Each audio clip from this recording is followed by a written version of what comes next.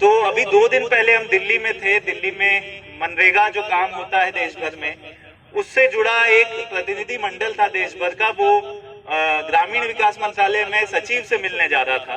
तो उत्तर प्रदेश से कोई ना होने के वजह से हम उस प्रतिनिधि मंडल के में शामिल थे। सभी ने कई तरह की सवाल पूछे, उसका उन्होंने जो भी जवाब दिया। हमने एक बहुत ही एक आसान सा सवाल पूछा जो हमारे रोजमर्रा की जिंदगी में जुड़ा हुआ है कि मनरेगा का जो काम होता है उसमें यूपी में जैसे मान लेते हैं उसमें जो मजदूरी दर है वो 237 रुपए है। हमने यही सवाल पूछा सचिव से, सचिव है एसके सिंह, उनसे सवाल पूछा गया कि आप 237 रुपए देते हैं, इस 237 रुपए में क्या घर चल सकता है?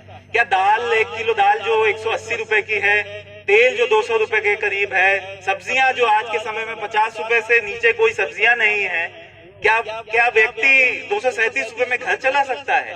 तो उनका जवाब था, हम मनरेगा के मजदूरी इसलिए नहीं बढ़ाना चाहते हैं क्योंकि उस मनरेगा की मजदूरी से बढ़ाने से बाकी मजदूरियां बढ़ानी पड़ेगी, और हम नहीं चाहते हैं कि मजदूरों की मजदूरी बढ़े और उनकी हालत ठीक हो। हम चाहते हैं कि जो व्यवस्था चलती आ रही है कि कम मजदूरी में ज्यादा काम कराया जाए, शोषण लगातार जारी रहे और जैसी तरीके हैं वैसे तरीके जारी रहे। तो जो साथी ने बात आखिर में रखी थी, बस उसी को इस उदाहरण के जरिए बताने की कोशिश कि किस तरीके से मंडल कमीशन को जब लागू नहीं किया जाता है, जाति जनगणना को जब लागू नहीं किया जाता है, तो लोगों के जो संसाधन है, जिसकी बात सभी ने रखी कि जिसकी जितनी हिस्सेदारी उतनी उसकी साझेदारी, उस बात की जो बात है वो अभी हम देख पा रहे हैं कि सरकार जो सब कुछ हाथ में रख के बैठी है उसे वो लागू नहीं करना चाहती है, उसे वो पूरा नहीं करना चाहती।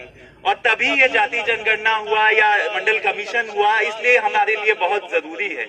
और जब जनगणना की बात करते हैं तो भारत की सरकार इतनी डरी हुई है कि 2011 के बाद से जनगणना तक नहीं किया गया है। तो हम तो अब जाति जनगणना की बात कर रहे हैं। दोनों ही चीज बहुत जरूरी है, और दोनों चीज इसलिए भी जरूरी है कि हमारी जो जरूरतें हैं, हमारा जो हक है, हमारी जो संसाधन है, उस पर हमारा सबसे पहला दावा हो और हम उसको हासिल कर पाए।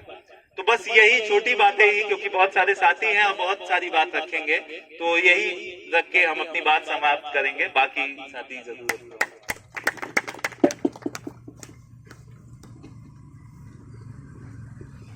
मद्रास हाईकोर्ट ने सरकार को निर्देश दिया कि सरकार जातियों की जनगणना कराए।